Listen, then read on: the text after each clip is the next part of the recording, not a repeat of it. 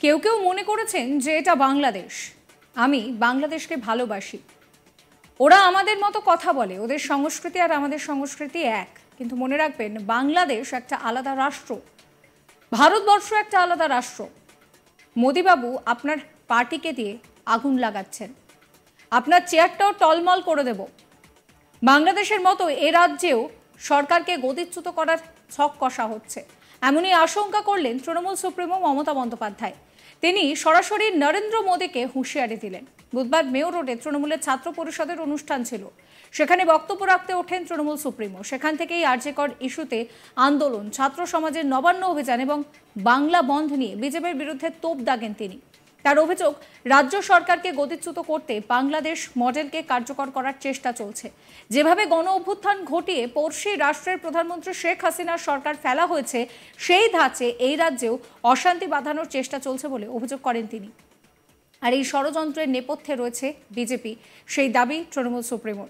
এই প্রসঙ্গে প্রধানমন্ত্রীকে নিশানা করে মুখ্যমন্ত্রী বলেন যে কেউ কেউ মনে করেছেন এটা বাংলাদেশ। আমি বাংলাদেশকে ভালোবাসি। ওরা আমাদের মতন কথা বলে, ওদের সংস্কৃতি আমাদের সংস্কৃতি এক। কিন্তু মনে রাখবেন যে বাংলাদেশ একটা আলাদা রাষ্ট্র আর ভারত একটা আলাদা রাষ্ট্র।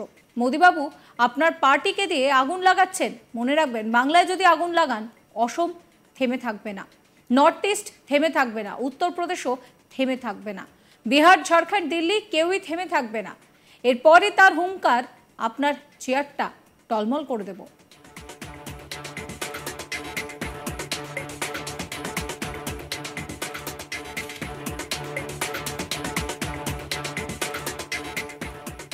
কি বলছেন মুখ্যমন্ত্রী মমতা বন্দ্যোপাধ্যায়, শুনুন। কেউ কেউ মনে করছেন এটা বাংলাদেশ, আমি বাংলাদেশকে ভালোবাসি, ওরা আমাদের মতো কথা বলে, ওদের সংস্কৃতি আমাদের সংস্কৃতি এক। কিন্তু মনে রাখবেন, বাংলাদেশ একটা আলাদা রাষ্ট্র, ভারতবর্ষ একটা আলাদা রাষ্ট্র। মোদিবাবু আপনার পার্টিকে দিয়ে আগুন লাগাচ্ছেন। মনে রাখবেন, বাংলায় যদি আগুন লাগান, আসামও থেমে থাকবে না, নর্থ ইস্টও থেমে থাকবে না, উত্তরপ্রদেশও থেমে থাকবে না, বিহারও থেমে থাকবে না, ঝাড়খণ্ডও থেমে থাকবে না, উড়িষ্যাও থেমে থাকবে না, আর দিল্লিও থেমে থাকবে না। আপনার চেয়ারটা আমরা টলমল করে দেব। একই সঙ্গে ডাক্তারদের কাজে যোগ দেওয়ার প্রসঙ্গে তিনি বলেন যে আমার সমর্থন রয়েছে, তারা অনেককে পরিষেবা দিচ্ছেন। আপনারা তো অঙ্গীকারবদ্ধ পরিষেবা দেওয়ার জন্য। সুপ্রিম কোর্টও অনুরোধ করেছে সবাইকে কাজে যোগ দেওয়ার জন্য। অনেক মানুষ তারা পরিষেবা পাচ্ছেন না। যারা কোটিপতি তারা প্রাইভেট হাসপাতালে চিকিৎসা করাতে পারেন, কিন্তু যারা গরিব মানুষ, ভাবুন তো তারা কোথায় যাবে। আমি আপনাদের কথা দিচ্ছি, আমি আপনাদের বিরুদ্ধে কোনো ব্যবস্থা নেব না, কিন্তু এবার আস্তে আস্তে জয়েন করুন। আমি যদি কারোর বিরুদ্ধে এফআইআর করি, তার ভবিষ্যৎটা নষ্ট হয়ে যাবে। সে আর কোথাও চান্স পাবে না, পাসপোর্ট, ভিসা কিছুই পাবে না, তার জীবনটা নষ্ট হয়ে যাবে। আমরা সেটা চাই না। আমাদের সরকারের মানবিক মুখ আছে, আর মানবিক মুখ দিয়ে আমি আরও ডাক্তার তৈরি করতে চাই।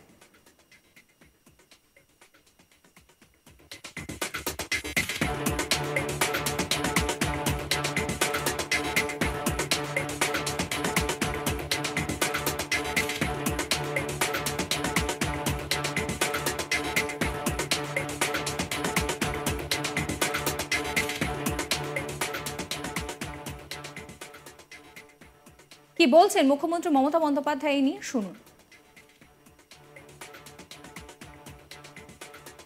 ডাক্তারদের মিছিল আছে, আমি চাই তারা ভালো করে করুক। আমার সমর্থন তাদের প্রতি ছিল, আছে, থাকবে। তারা অনেক পরিষেবা দেয়। সাথে সাথে আমি বলবো, আপনারা তো মানবিক, আপনারা তো অঙ্গীকারবদ্ধ মানুষকে সেবা দেবার জন্য। সুপ্রিম কোর্টও রিকোয়েস্ট করেছে সবাইকে কাজে যোগ দেবার জন্য। অনেক মানুষ পরিষেবা না পেয়ে মারা গেছে। এরা গরিব লোক। যারা বড় লোক, কোটিপতি, অনেক টাকা আছে, তারা প্রাইভেট হাসপাতাল ট্রিটমেন্ট করতে পারে, কিন্তু যারা গরিব লোক তারা পারে না। কোথায় যাবে বলুন তো? একটা প্রেগনেন্ট লেডির যদি বাচ্চা জন্মাবার সময় হয়, ডাক্তাররাই তো তার ডেলিভারিটা করে, সে কি ওয়েট করতে পারে? তার তো একটা সময় থাকে। একটা হার্ট অপারেশন যদি কারো হার্ট অ্যাটাক হয় সঙ্গে সঙ্গে ব্যবস্থা নিতে হয়। এই ধরনের অনেক রোগ আছে যা আপনারা করেন, সিনিয়র ডাক্তাররা সাথে থাকে, জুনিয়র ডাক্তাররা করেন, এর থেকে আপনারা ট্রেনিংটাও পান, ট্রেনিংটাও হয়ে যাক। আমি আপনাদের কথা দিচ্ছি, আমি আজকে মিটিং করছি, আজ পর্যন্ত বলছি আমরা কোনো ব্যবস্থা নিইনি।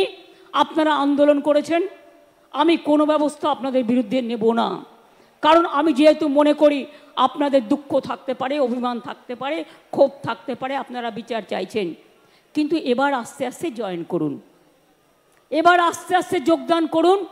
তা নাহলে সুপ্রিম কোর্ট কিন্তু সেদিন বলেছিলেন, এরপর থেকে স্টেট গভর্নমেন্টকে পাওয়ার দেওয়া হলো টু টেক অ্যাকশন। আমি অ্যাকশন নিতে চাই না, তার কারণ আমি চাই ওরা ভালো করে পড়াশুনো করুক। আমি যদি কারোর বিরুদ্ধে এফআইআর করি তার ভবিষ্যৎটা নষ্ট হয়ে যাবে, সে আর কোথাও চান্স পাবে না, পাসপোর্ট পাবে না, ভিসা পাবে না। আমি যদি কারোর বিরুদ্ধে লিগালি অ্যাকশন নিই সে বিচার পাবে না, সে মনে রাখবেন তার জীবনটা পুরো নষ্ট হয়ে যাবে। আমরা সেটা চাই না। আমাদের সরকারের মানবিক মুখ আছে, মানবিক মুখ দিয়ে আমি আরো ডাক্তার তৈরি করতে চাই।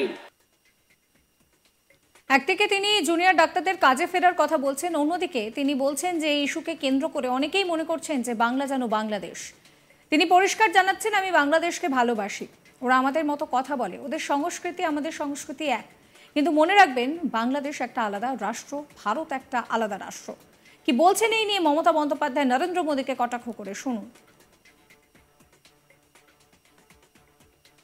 কেউ কেউ মনে করছেন এটা বাংলাদেশ, আমি বাংলাদেশকে ভালোবাসি, ওরা আমাদের মতো কথা বলে, ওদের সংস্কৃতি আমাদের সংস্কৃতি এক, কিন্তু মনে রাখবেন বাংলাদেশ একটা আলাদা রাষ্ট্র, ভারতবর্ষ একটা আলাদা রাষ্ট্র।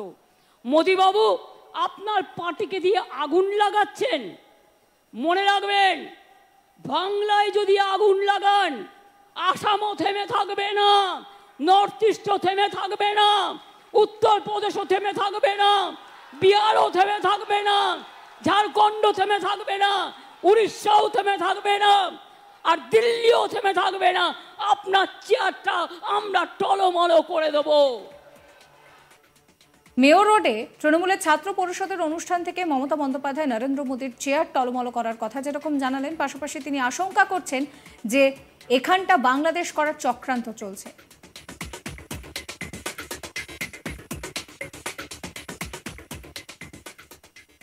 সাবস্ক্রাইব করবেন আজ তাক বাংলার ইউটিউব চ্যানেলকে, ফলো করবেন হোয়াটসঅ্যাপ চ্যানেলও।